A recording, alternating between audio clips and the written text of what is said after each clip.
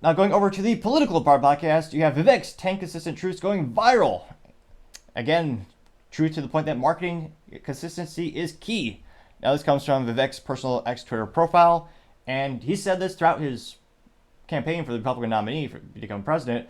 And there's a lot of speculation he's keeping this up because I don't know if he's going to become VP or what type of position he's going to have in government, but he is increasingly he's increasing the amount of political rhetoric he puts out, even though he is no longer technically running for the Republican nominee for presidential office.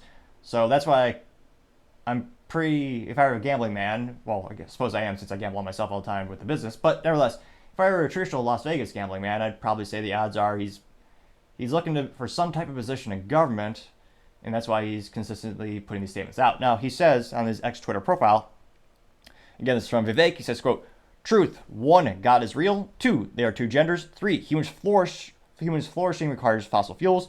4, reverse racism is racism. 5, an open border is no border. 6, parents determine the education of their children. 7, the nuclear family is the greatest form of governance known to mankind. 8, capitalism lifts people up from poverty. 9, there are 3 branches of U.S. government, not 4. 10, the U.S. Constitution is the strongest guarantor of freedoms in history, unquote. Which, as youth might say, he's quite on point. And that went viral, even though he's not running. Still got 1.2 million views and 44,000 likes in the first 24 hours of it being posted. That is astronomically successful on social media. Now, not to brag, but I did get 18 likes on one of my videos last week and 2 or 3 comments. Though, for me, it's all about quality. Those are the best OGs who tune into the show, so I'm especially appreciative to those who take the 1/1000th of a second to like this video right here, right now. Now, again, the only detriment and actually it's a perfect statement, but the only downside of the marketing is how do you fit those on a t-shirt or a mug?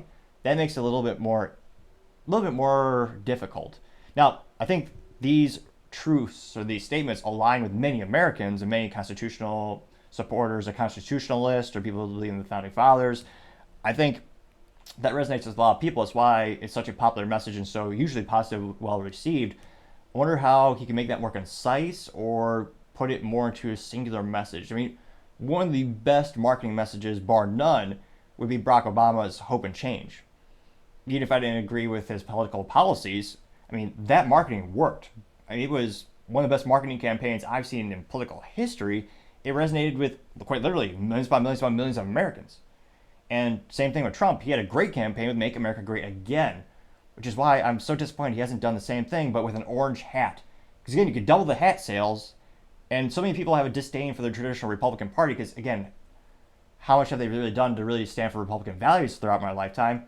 Can't help but see and notice they haven't gotten suppressors off the NFA list. They haven't decreased the taxes or made it easier to start a business in many ways. That's why I think a lot of people identify Trump more libertarian, more in the middle. That's why, again, get rid of the red, do an orange hat.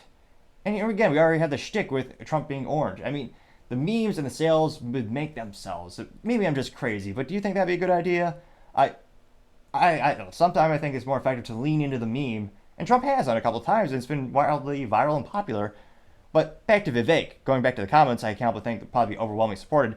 Now, the first one comes from Luke Zaleski, our favorite leftist. Well, we don't really like him, but I don't really like echo chambers, so I want to try to get as many different political views as possible, and he is much more politically speaking on the left. Now, he says, quote, the truth is, Vivek is a hedge funder who wants you to believe he's interested in public service so he can eliminate government from his public life and mount a private sector takeover of the country, but the government exists to protect against the greedy, think seatbelts and cigarettes, unquote. Now, granted, some of that might be medically vacuous, but important to note that 348 people did agree with that statement and like it. And truth be told, 28 people responded to Luke specifically. And one of the first responses actually does agree with him. DJ Darwin says, quote, he wants his pharma grifting to continue unimpeded, getting 8 likes. Now, BZ did reply saying give it up, but they only got 2 likes. And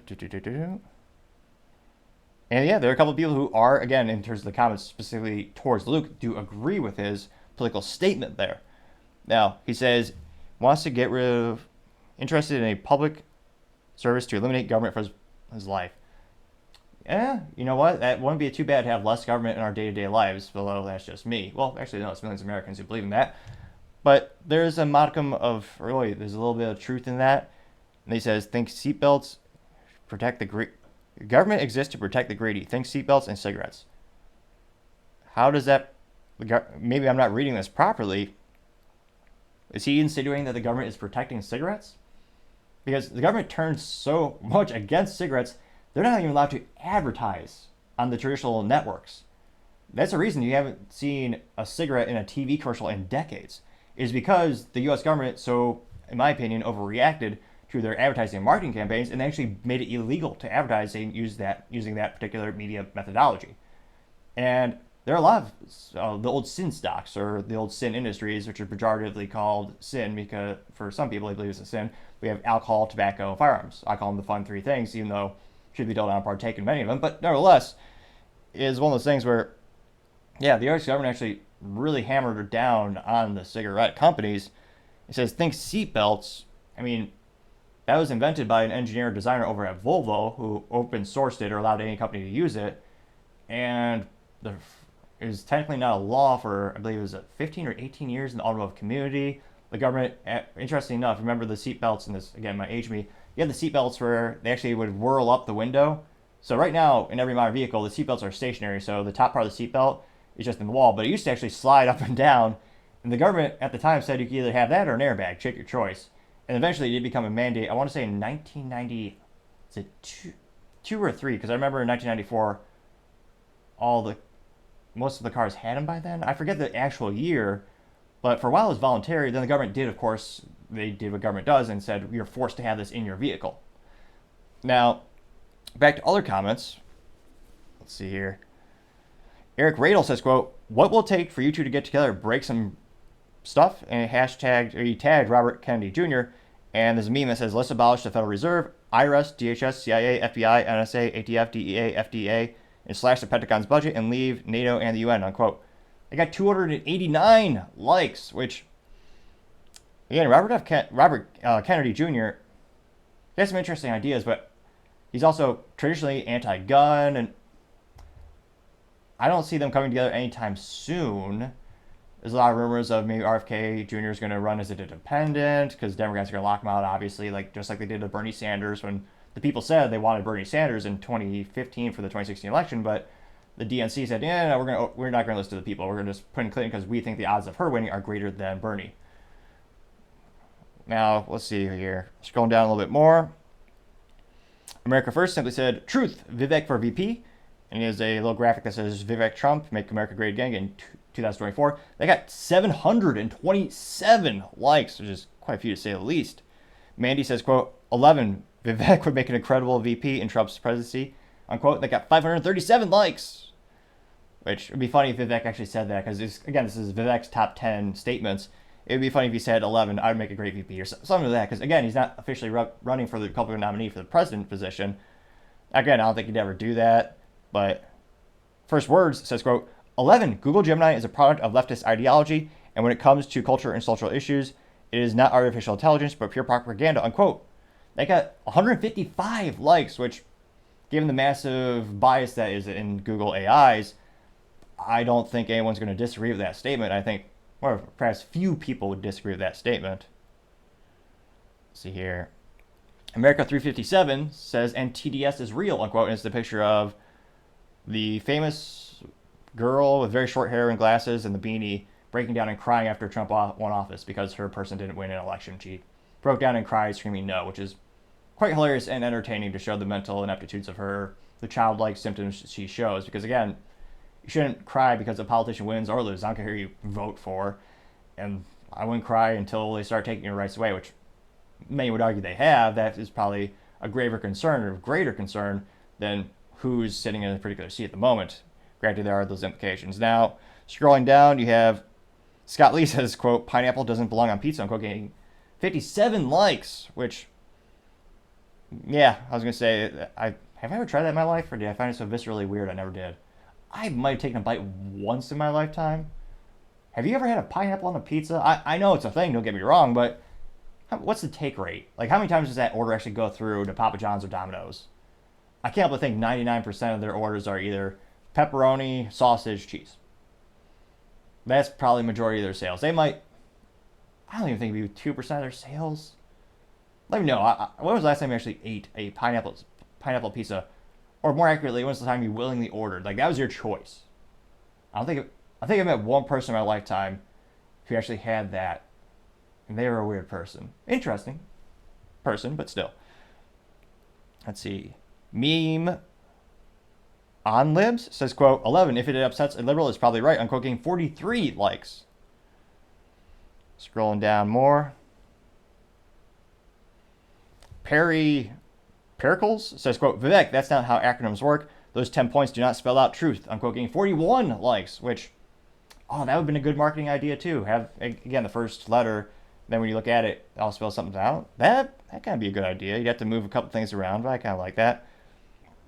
Peacemo says, quote, truth, nothing but truth. Unquote, getting 39 likes. Ooh, another contrarian statement, perhaps, or maybe neutral, depending on how you take this. Had to scroll down a little bit. We had Frederick Morianis said, quote, which God are you talking about? Unquote, getting 19 likes, which I think was a small point of controversy. Some people were not perhaps comfortable that Vivek is Hindu, but traditionally most U.S. presidents have been Catholic or Christian, or I think overwhelmingly those are the most popular political conscriptions and rather religious beliefs that have been held by political officials in the presidential suite. So I know that was a point of concern for some people, but I don't personally think that was a major contributing factor for why Vivek didn't succeed ultimately in getting the Republican nominee. I think it was because he had so many views that are so similar to Trump. The people who want, again, one of the most popular comments you see on all of Vivek's communications is, prior to him dropping out, was, we think you're great, we love your ideas, you'd be great in 2028. That was one of those popular things we saw time and time again. So again, I mean, overwhelming positive feedback in the comments. I mean, it'll be fascinating to see where he lands at the end of the day. But I mean, he's still extremely active, politically speaking, and I mean, obviously on social media. And again, it'll be interesting. Let me know in the comments. I mean, do you think he would make an exceptional VP, or do you think Trump needs someone kind of like last time, someone to perhaps balance him out, where he had Mike Pence, who is much less energetic, and maybe someone who isn't so similar? But let me know. As usual, I'll be fascinated to hear what you have to say. Thank you, everyone, for taking the time to tune in today. Again, trying to get to 4,000 subscribers by the end of the month. So if you could click that button, I would greatly appreciate it. Also, give me a thumbs up, thumbs down, or a comment. It's a great way to give me some additional feedback. So let me know how I can make the show better and better over time. Lastly, don't forget to take the time to tell your family, tell your friends, tell your coworkers, heck, tell your enemies, tell anyone and everyone. Just stay safe, fight the good fight.